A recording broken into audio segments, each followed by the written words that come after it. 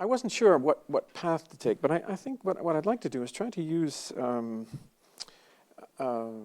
Harry's remarks, perhaps as a starting point. I say I wasn't sure what path to take because, on the one hand, I wanted to talk about what I could see as the relevance of this essay, Heidegger's The Age of the World Picture, in relation to contemporary institutions of knowledge, and because he's talking about the figure of the researcher and the figure of the scholar. And I thought, well, I'd like to try to make this as pertinent as possible. But I found myself going to a rather bitter point and decided not to pursue that. But let me just say a word following up on what Harry was saying. First of all, I can't tell you what a pleasure it is to follow Harry on the podium, because I often face his picture on Sundays as I read his words, and I was particularly amused yesterday as in conversation with him we started talking about airports, and I heard it again today because, of course, up on the right-hand corner he's got this figure over there who's constantly talking about airports, the editor from Monocle. So I thought it was a delicious irony that we were going that way. But it has been a great pleasure to read you over the years, Harry, and so a special pleasure to follow you today.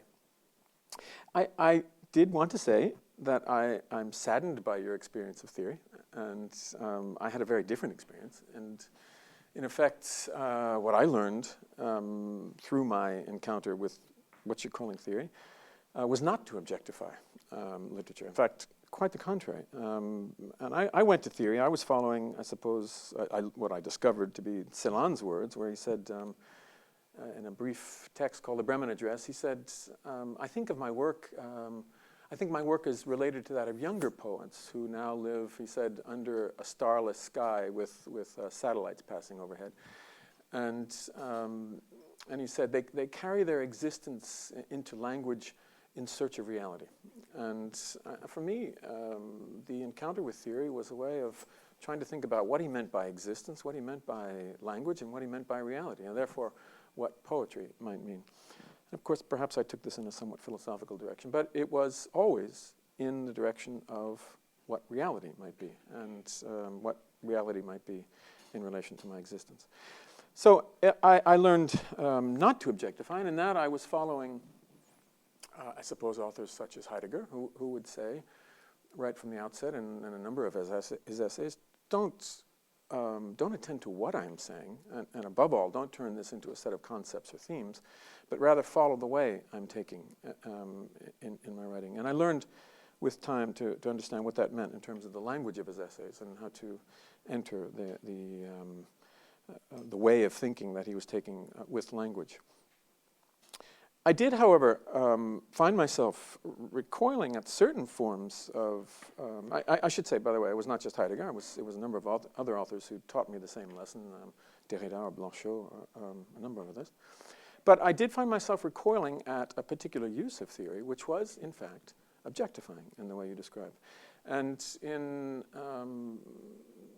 I suppose, around the year 2000, I started writing a book called The Claim of Language, in which I was trying to come to grips with what I thought was perhaps an endangering of the humanities, or at least a loss of a sense of what their place might be in the university. And I was reacting, I think, to what was happening in the 2 decades preceding that, when literature was swept into the analysis of culture. Culture became the primary object of analysis in the humanities. And it was pursued through cultural theory and cultural studies and so forth.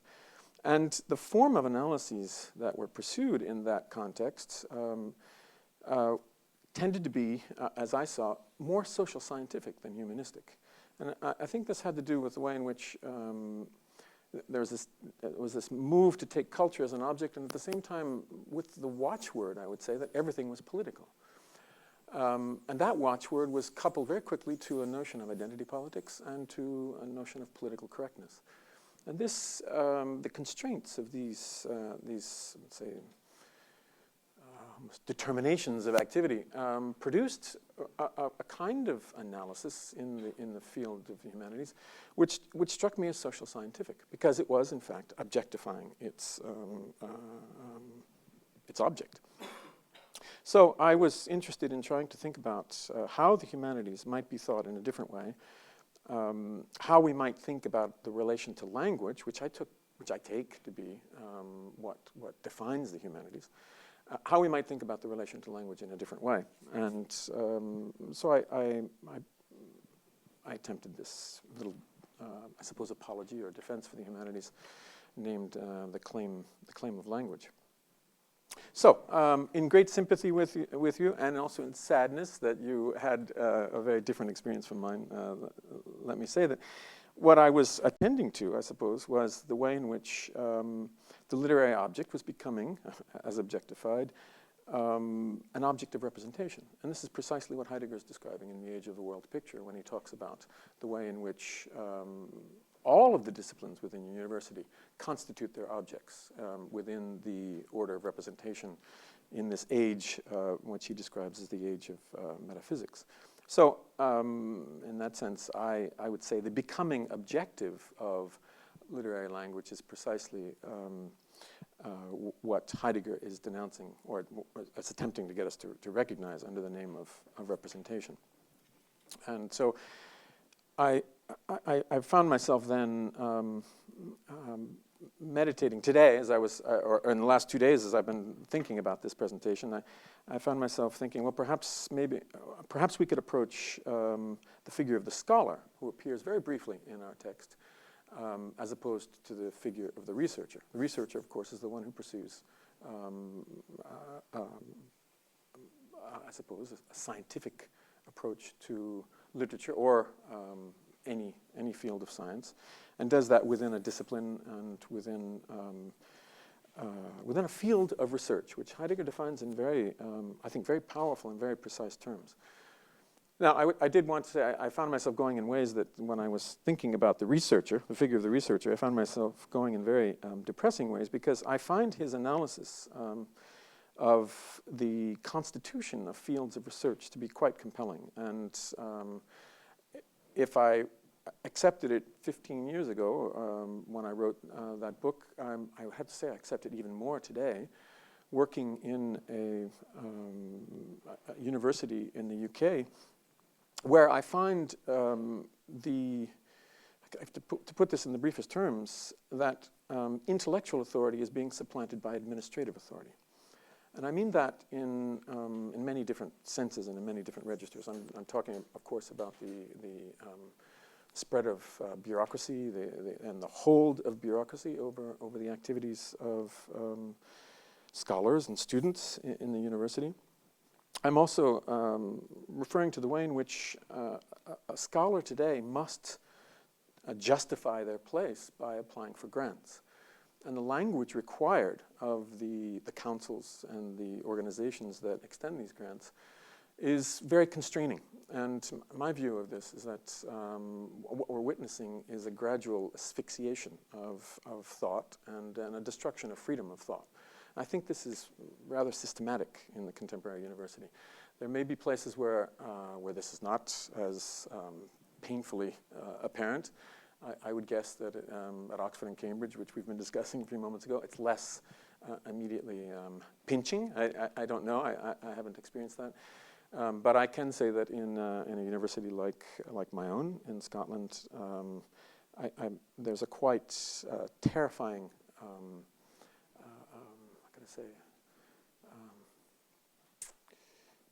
managing of what thought, or what scholarship might be. And that management, I think, is leading to, well, something that Heidegger is describing when he talks about the danger that lies in the essence of technology. So enough of that path. That was the more sad path. I wanted rather to focus on this little vignette, this little picture of the scholar that we get for a moment in Heidegger's text. And let me just read that to you, just to bring it back to your memory.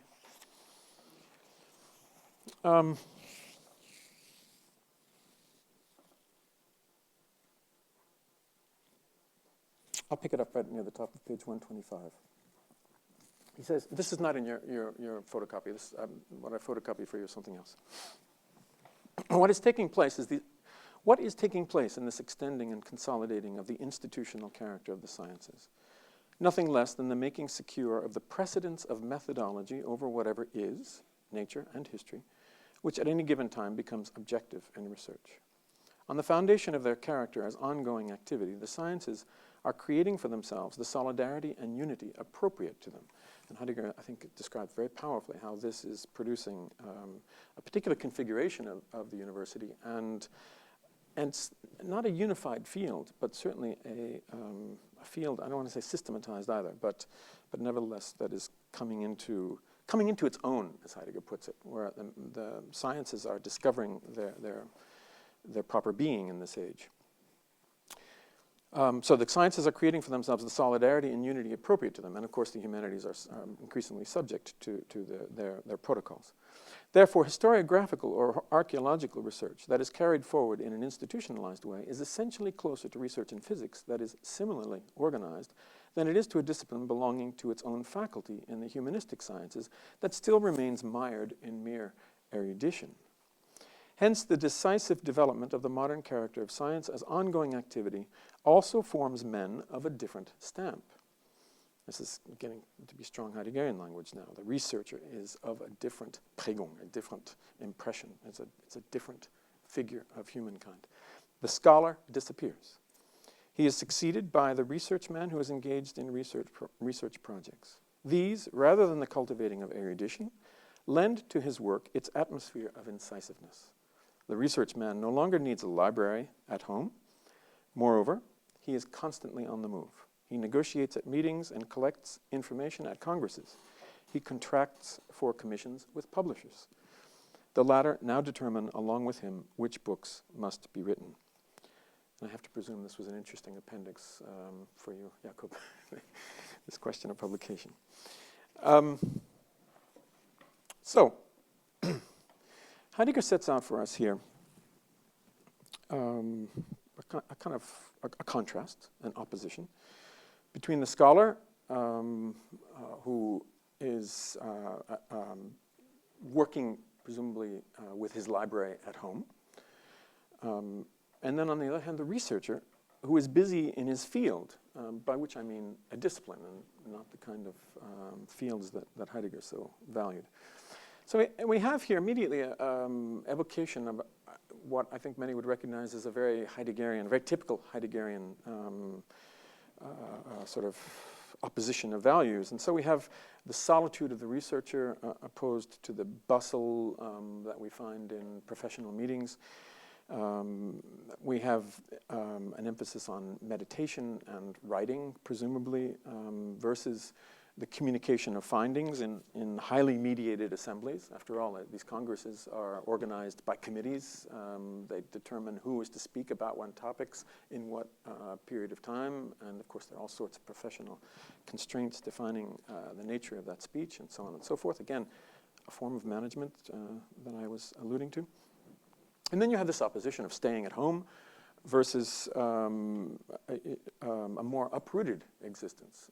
Again, I'm using a Heideggerian term, but a more uprooted existence where academics measure their success by the number of frequent flyer miles they have, and perhaps publications, as opposed to some what for Heidegger would be a more essential form of measure.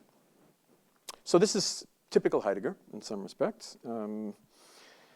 It is the Heidegger who propounds, and we think of Meyer Shapiro's critique of that description of the shoes. It's the Heidegger who propounds the virtues of a rural meditative life versus the din of urban life, and of course the realities of production in the time of advancing capitalism.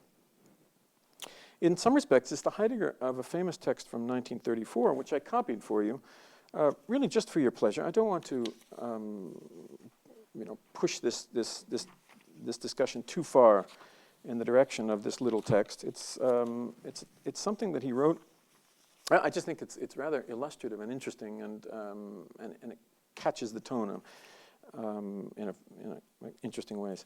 So this is from 1934. It is a text that Heidegger wrote shortly after he stepped down from his position as rector of the University of Freiburg.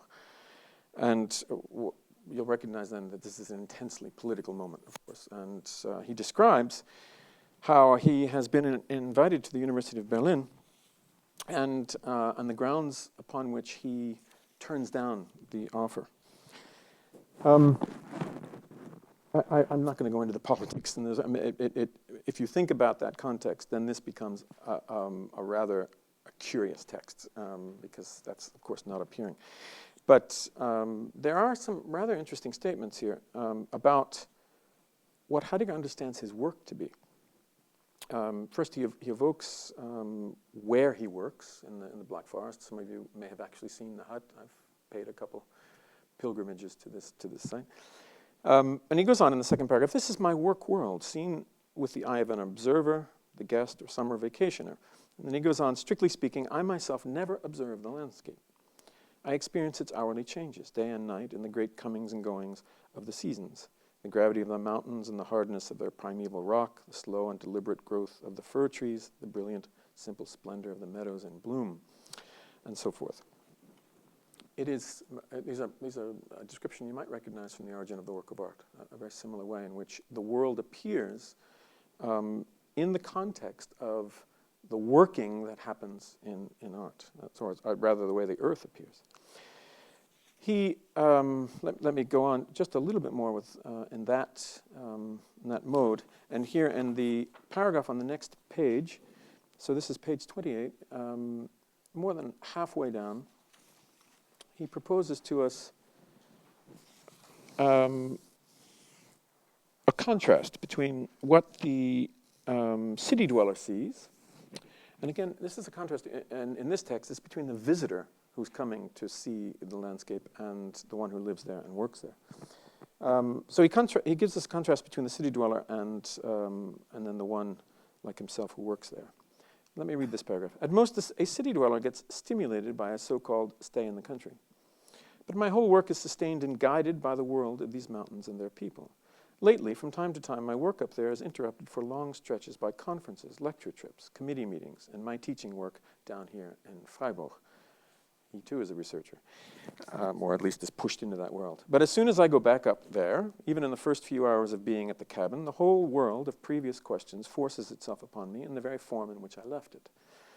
I simply am transported into the work's own rhythm, and in a fundamental sense, I am not at all in command of its hidden law. People in the city often wonder whether one gets lonely up in the mountains among the peasants for such long and monotonous periods of time. But it isn't loneliness, it is solitude. In large cities, one can easily be as lonely as almost nowhere else, but one can never be in solitude there.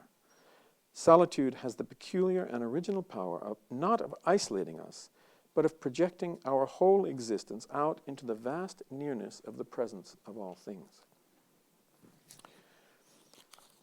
So,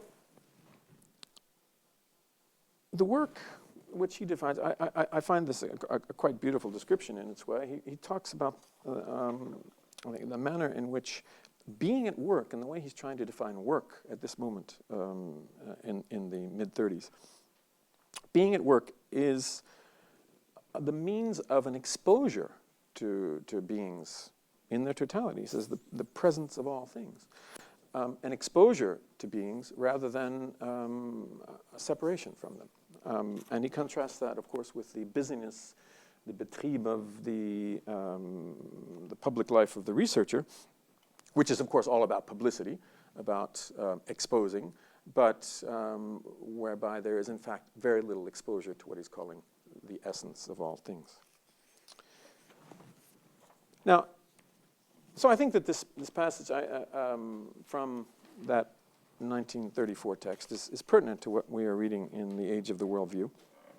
But there is something about that brief vignette concerning the figure of the scholar in the later text. Again, The Age of the Worldview is from 1938. There's something in that text that's distinctive. And that is, I think, fairly emphasized suggestion that the scholar is working in the presence of books, that he requires books at home. This brings home the point, I think, that the work is in and with language. in the proximity of particular forms of language. Philosophy, undoubtedly, but also, if we are to take a hint from the concluding citation of Hölderlin, poetry. So the neighborhood in which Heidegger is working, if we can identify him with this scholar, if we try to move away from the sort of quaint evocation of that scholar into what Heidegger himself saw in such an existence, the neighborhood in which the scholar is working is, first of all, the neighborhood of philosophy and poetry. They're what he would call the Gegend, the neighborhood. That region, Gegen is, of course, the term that's in Gegenstand, so as against, but Heidegger also reworks this term to define a relational context. So he is working in the neighborhood of philosophy and poetry. They're Gegend, the region of counterplay from which we can begin to hear, he thinks, what speaks in language when it gives itself as language, and from which we can begin to meditate on the way by which our relation to that language might be brought to the fore in all its strangeness. For the later Heidegger, as many of you know, the strangeness of the relation between human being and language could offer a glimpse into the question of the human itself. So, this scholar, I presume, works in the presence of language, as I'm reading this text, and this presence, we may assume, is brought forward in particular forms of writerly work, that of the books, and of course his own work in the presence of those books. This presence of language is brought forward in particular forms of writerly work, as I said, and in a certain solitude or a separation vis-a-vis his field of activity. And it's constituted as a field of research. And I think that Heidegger is perhaps commenting on that solitude in our text in his concluding citation of Hölderlin. So I want to, I think he's giving us another hint about this scholar when he cites the verses from Hölderlin at the very end of our text. And I'll read those verses to you again. It's from the poem To the Germans. How narrowly bounded is our lifetime. We see and count the number of our years, but have the years of nations been seen by the mortal eye? If your soul throbs in longing over its own time, mourning, then you linger on the cold shore among your own and never know them. I would invite a native speaker to translate this perhaps a little bit more precisely for us, because I think that the first line in that second stanza is suggesting that the soul is actually transported beyond its time. This is a term that Heidegger uses to talk about ecstasis in a temporal context, and it's Schwingung is the word, and it's suggesting that the soul is carried outside its time, but then is left on a cold shore among one's own, not knowing them. So, if we follow that connection, then the reflective scholar, in all his or her quaint endeavors, is in fact situated in a very different temporality from that of the researcher. Not simply one of retreat, as we might imagine this in the rural setting, but actually in a fundamentally different temporality. He or she is working by virtue of that Schwingung of the soul that Heidegger evokes on the peaks of time, as Hölderlin put it. And perhaps he or she is languishing on those peaks, as Hölderlin wrote in his poem Patmos, and enduring or suffering the abyss that lies between him or her and those peaks on which subsist the other creators whose separate undertakings help to define the times of peoples, which no individual, as individual, can span in their understanding. For the Heidegger of the 30s, and mid-30s at least, there were three such figures who defined time for their people, and were thus living in a form of solitude: the thinker, the poet, and the political actor. Now, the question of how their modes of work would relate to one another is a singularly difficult one, and I can't attempt to develop it here. But I do want to draw forth the way in which Heidegger understands their work as belonging to another time from that of the industry of research. Heidegger indicates quite directly in the lectures on 1934 and 35 on Hölderlin, where he also cites this poem, I think more than once. He indicates quite directly in those lectures that the temporality of their work, that is to say of these creators, the temporality of that ecstatic engagement with time itself is to be understood from the grounds of the analysis of temporality he offered in the time of the existential analytic. He offers this connection without further ado in the lectures of 34 and 35. He says, I developed this in being and time, and he moves on from there. So we have a rather interesting continuity between the existential analytic and what he's saying here in the mid-30s. But he also tells us that the ecstatic movement carries into a more originary relation with the historial order that gives something like the age of the worldview, or what he will call more broadly the metaphysics of subjectivity. And he wasn't talking in these terms during the existential analytic in the late 20s. This reference to epochs or ages comes in the mid-30s, and we're seeing some of the first signs of that at least as you begin to think about an epoch of being. So the thinking scholar is thereby potentially exposed to the essence, if I may follow this idea through, the thinking scholar is potentially exposed to the essence of that disposition or that ordering of being that Heidegger calls Gestell, in which he analyzes for us in our text. He's exposed to what Heidegger tries to think as the destining of that order. It's destinal sending. This is the series of words he's using for the Schickung. It's the way in which a time is given, and the way in which something like an age of technology unfolds. So he's exposed to the destining of that order, its destinal sending, and its inscription or indication. And I use this last term, this indication, on the basis of Heidegger's almost concluding remark on the incalculable, to which Taylor alluded yesterday. And I'll just read that to you again. I want to do this because I want to underscore the fact that we are talking about language here, or an event in language. He says, I'm in the penultimate paragraph. By means of this shadow, the modern world extends itself. Remember, this is the shadow of the incalculable that Taylor was explicating for us. By means of this shadow, the modern world extends itself out into a space withdrawn from representation, and so lends to the incalculable the determinedness peculiar to it, as well as a historical uniqueness. This shadow, however, points to something else, which it is denied to us of today to know. The verb there is aufdeuten, and Heidegger tends to think this pointing, again, as a kind of indicating or hinting something that is proper to language.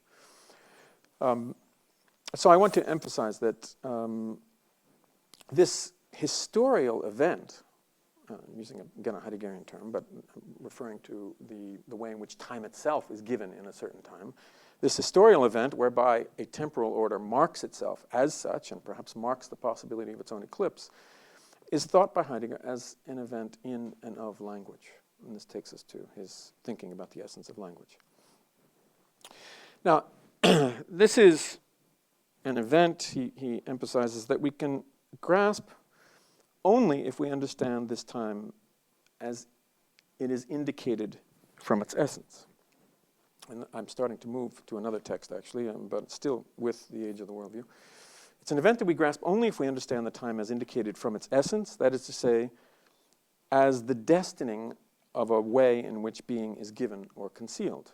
In this case, as the order of technology.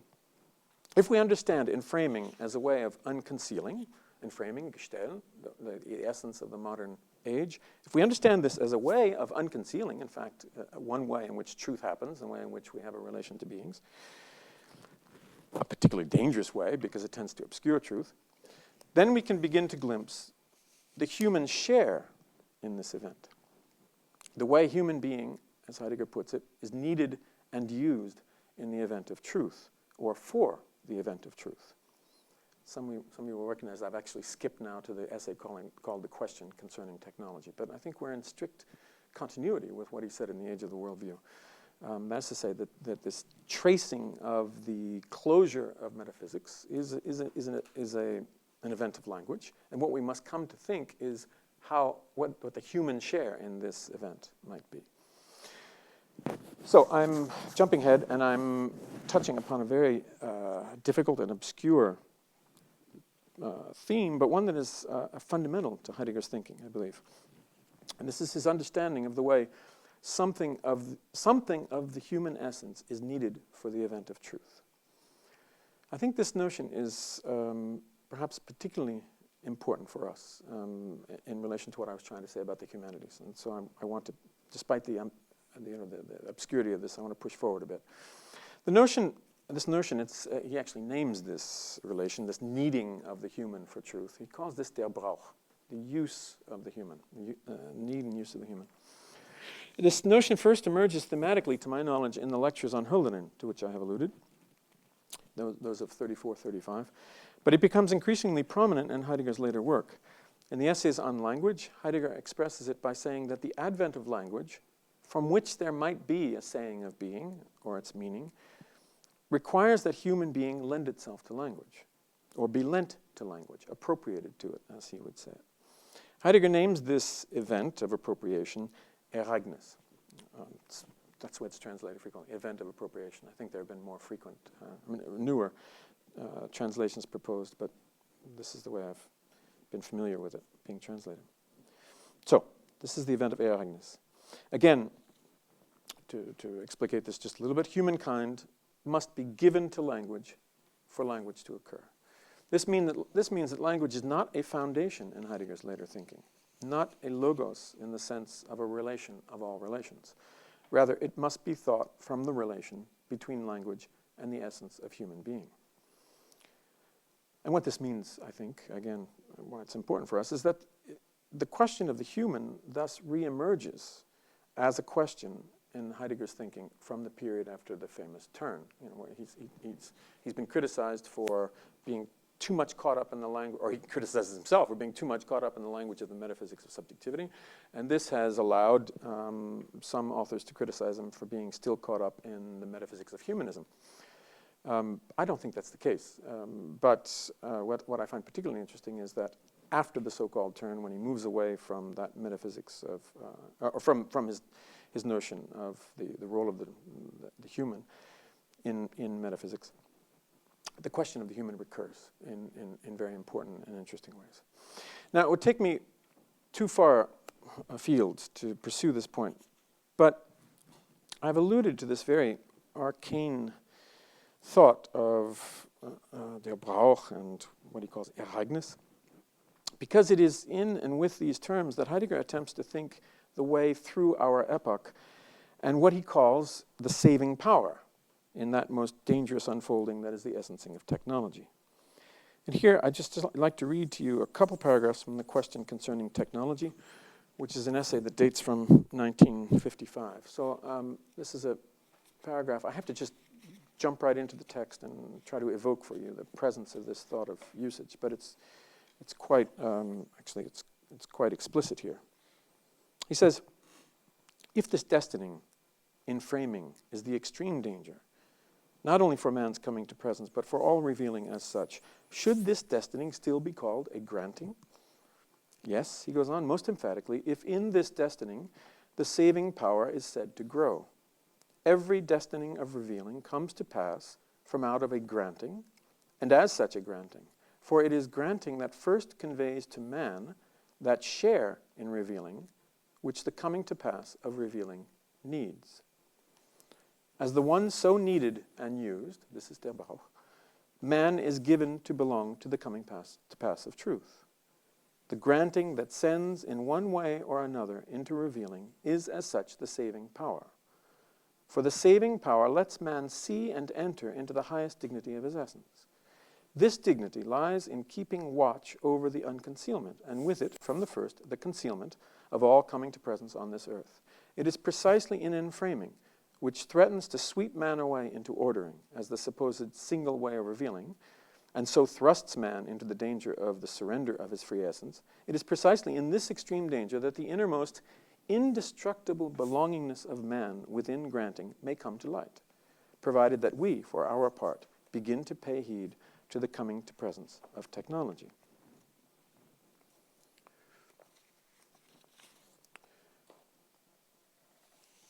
It's a quite powerful passage. He tells us, I just reiterate what you've heard, that which grants, as he puts it, gives humankind a relation to its place. Let us say, its place in the event of truth, and thus a relation to truth itself, which is, for the most part, denied in technology. And this place is, he says, indestructible, an indestructible belonging to this event. So, we are enjoined to pay heed to the way in which technology essence or comes to presence, this is the granting, which, as we saw in the Age of the World picture, is to pay heed to its way of indicating the incalculable. But how does this reflection on technology and its provenance offer some path other than what might seem a terrifying passage through the desert of technology? And this is one of the ways he suggests we have to deal with this. We go through technology to begin to understand its sway, its way of essencing, and therefore the human place. What hope is held out to humankind, even if humankind is promised some endurance by reason of their indestructible belonging to truth? Some endurance in this passage. And I'll cite now for the, perhaps, I think the last time. I'm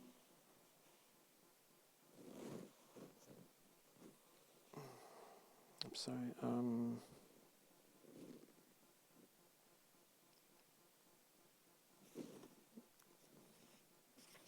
Actually, this is not the last time. Forgive me.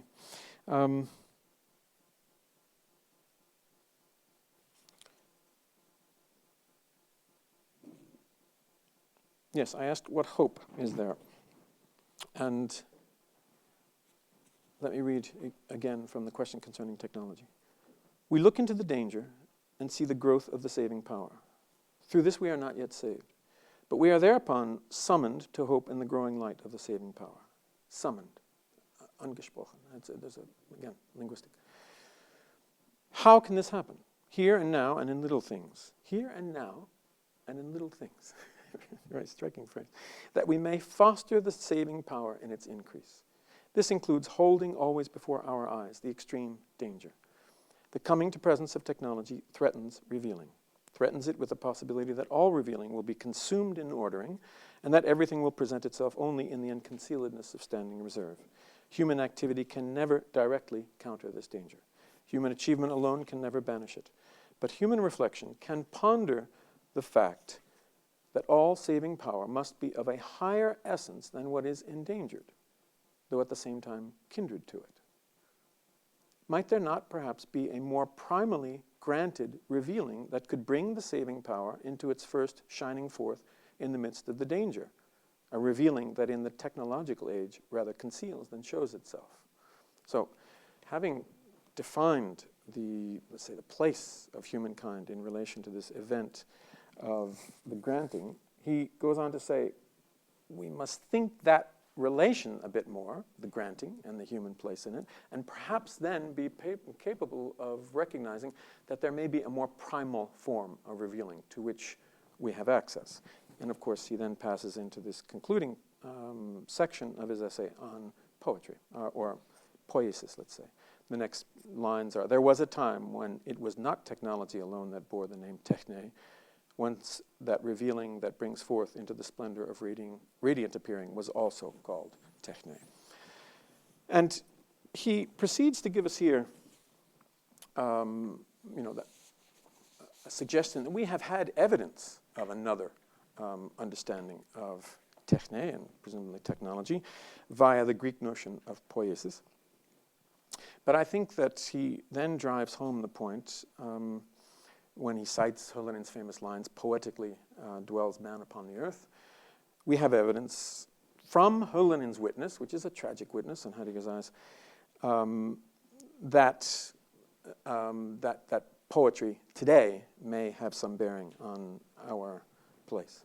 So, in the saving power, which is the granting of our age as an age, we have potentially access to another form of revealing.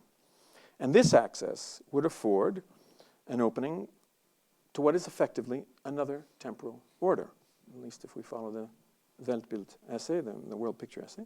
This access would afford an opening to what is effectively another temporal order, or an order to which inframing itself belongs, which is what Heidegger designated after Höllenin as the time of peoples.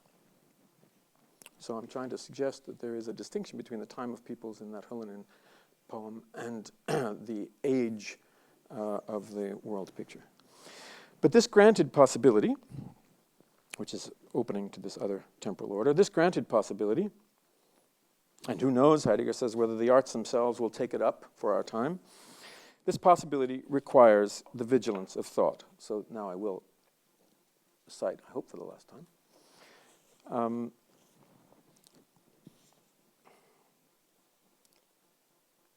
I'm very near the end of the text, on the last page, about 4 paragraphs from the end. He says, because the essence of technology is nothing technological, essential reflection upon technology, and decisive confrontation with it must happen in a realm that is, on the one hand, akin to the essence of technology, and, on the other, fundamentally different from it. Such a realm is art. But certainly only if reflection on art, for its part, does not shut its eyes to the constellation of truth after which we are questioning. So, if you read those lines carefully, and obviously it's difficult to follow immediately when you hear it, he's emphasizing that we need both art and thought. We need to move in the neighborhood of their meetings and their divergences.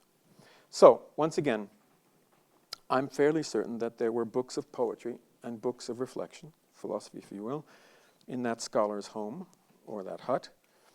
Though I would underscore again that it is only if we can grasp how the existence of that library becomes, for the one who works there, a site in which language comes to the fore, that we can understand how this quaint activity of dwelling near the sources might be futurally charged. But that, I believe, is precisely the task of the humanities today, to grasp how language might be given to us in the works or the performances of thought and poiesis. And, having grasped that, to grasp how we might dwell, or better, I would say, find a path through the desert in the presence of language. Now, I've spoken haltingly this afternoon in what are for me some, in some ways, far too conceptual terms, too Heideggerian, if you will. It's not my want, and the mode of discourse feels very wanting to me. I wish I could explore at much greater length with you how we might think the essence of the human as it is brought to being in events of language, and meditate on what such events look like when they occur. But my aim today has simply been to indicate ways in which, in this terrifying depiction of our age that we have taken as our topic, this essay on the world picture, we might glimpse reasons for events like this and for staying in the humanities, if not the provinces. The question of language and the question of the human are before us. Before us, I mean in a strong sense, as questions. Viable philosophical questions in this time of the unfolding of technique, which is for Heidegger the closing of metaphysics. So our task is to think the emergence of language wherever it presents itself in an eventful manner. And who knows, that could be in the technology from which comes the iPhone 6. Thank you.